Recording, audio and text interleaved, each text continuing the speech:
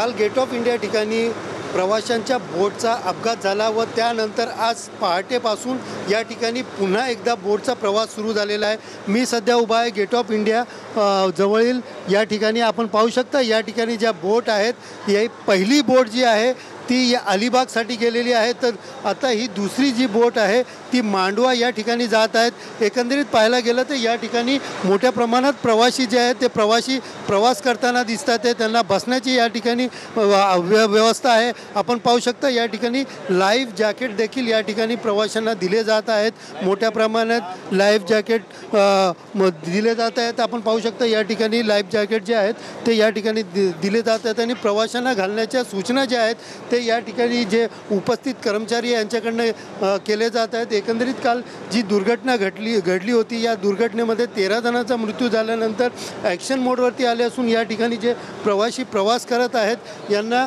कुठेतरी कुठलाही अपघात घडू नये यासाठी दक्षता घेत या ठिकाणी लाईफ जॅकेट जे आहे ते घातले जात आहे। आपण पाहू शकता या ठिकाणी लाईफ जॅकेट जे आहे ते घातलं जात आहे। आजी तुम्ही कुठं जायला निघाले त्यांनी काय सांगाल? आम्ही अलिबागला जायला निघालोय।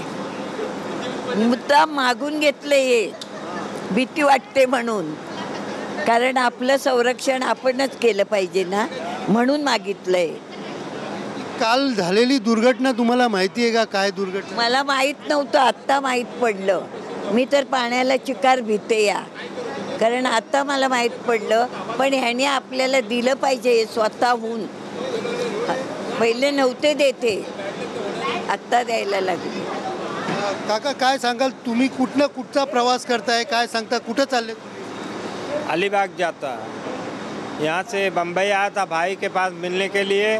अलीबाग जा रहा हूँ, उधर ही काम वाम करता हूँ, अलीबाग ही काम करता हूँ। अभी इधर से जाएगा तो उधर से फिर बस पकड़ेगा। माय छाप उतारने का है। एकंदरीत प्रवासी जे आहेत ते आपली सुरक्षेची काळजी बघतात आहे। आपण पाहू शकतो। दादा तू कुठं चाललायस आणि काय सांगशील, कसा प्रवास करतोय? डेलीचा प्रवास नाही करत, डेली प्रवास नाही करत। मग आज कुठं चाललायस तू? अलिबाग। काल दुर्घटना जी झाली आहे काय भीती वाटते आणि कशी सुरक्षा घेतली पाहिजे काय वाटतं? ना माहिती नाही मला काय झालं काय। काही प्रवाशांना कालच्या दुर्घटनेबद्दल माहिती आहे तर काही प्रवाशांना माहिती नाही, तर तुम्ही कुठं चाललेत काय सांगाल? मी अलिबागला चालली आहे। काल जी दुर्घटना झाली काय दक्षता घेतली पाहिजे आणि काय भीती आहे? मी पहिल्यांदाच जाते, दुर्घटना घडली त्याविषयी वाईट वाटतंय। दक्षता अजून वाढवायला पाहिजे जर कमी असेल तर।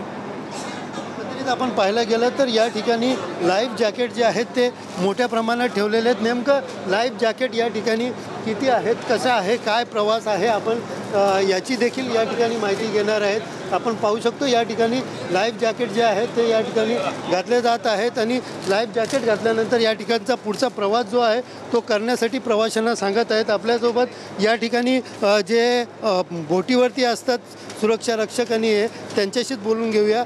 आपल्या बोटीमध्ये म्हणजे ही बोट कुठं चाललेली आहे, कशा प्रकारची आहे आणि किती प्रवासी याच्यामधून प्रवास करू शकतात? ही मालदार बोट आहे, ओके मरीन कॅटामरन आहे। याची 399ची कॅपॅसिटी आहे, प्लस आमच्याकडे 550 जॅकेट 150 जॅकेट एक्स्ट्रा आहे लाईफ जॅकेट, तर आम्ही तेवढी सेफ्टी तर घेऊन चालतो।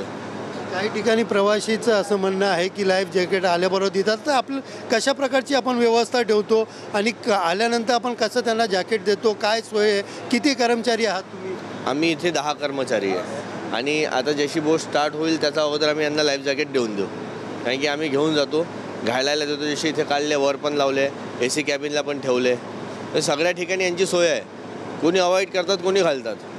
जे लाईफ जॅकेट घालत नाही त्यांच्यासाठी आपण तुम्ही काय बोलता, कशा प्रकारे घालायला लागता, काय सक्ती नेमकी? सक्ती म्हणजे याच्याच सक्ती काय करणार सर? आता मी तुम्हाला दिलं, ही इच्छा तर तुमची आहे घालायची नाही घालायची। कोणी बोलते आम्हाला कंजस्टेड वाटतोय घातल्यावर, त्याच्यासाठी आम्ही काही नाही करू शकत। एकंदरीत पाहायला गेलं तर बोटीवरती जो प्रवास करत आहे त्या प्रवासादरम्यान प्रवासी देखील लाईफ जॅकेट घालत नसल्याचं या ठिकाणी जे कर्मचारी ते सांगताना दिसत आहे। कॅमेरा पर्सन गणेशसह सुनील जाधव, TV9 मराठी, मुंबई।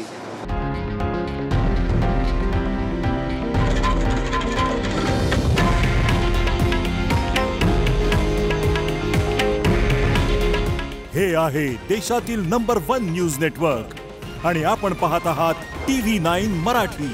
काळजी तुमची, हित महाराष्ट्राचं।